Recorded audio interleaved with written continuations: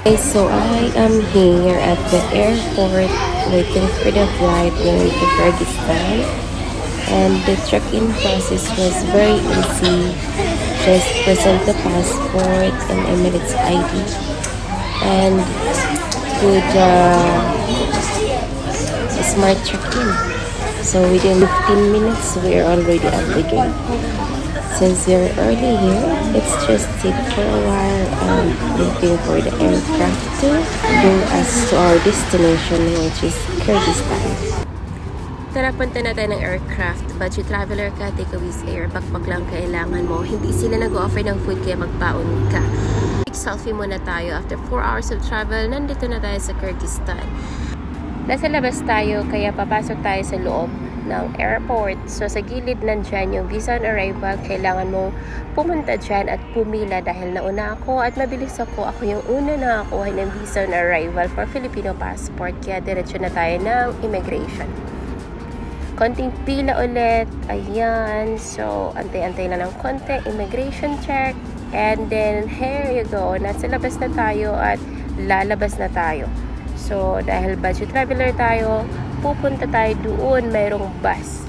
From there, going to Bishkek City, 140 som lang. Maraming mag-a-approach sa'yo para kunin ka nila for taxi. Pero wag kang kumuha ng taxi, mahal yun. Kaya lumabas ka na lang, mag-bus ka. Ayun, makikita mo pa yung magandang view. Sa highway, makikita mo lahat ng mga greenery, mga kabayo, mga baka.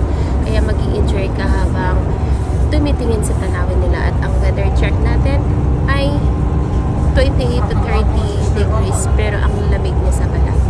Hindi siya nakakasunog. Para kang fresh lang. Hindi katulad sa Dubai na para kang nasa loob ng oven.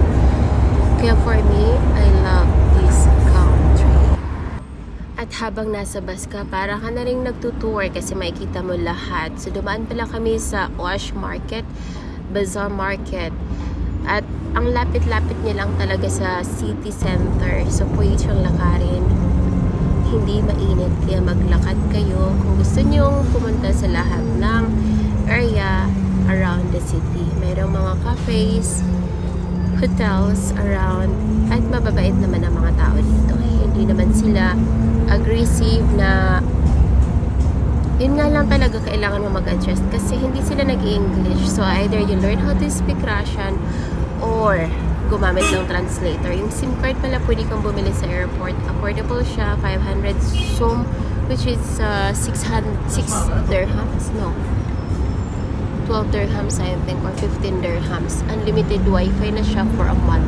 Pero since 1 week lang tayo dito, so okay na rin yun. Pwede na rin yun.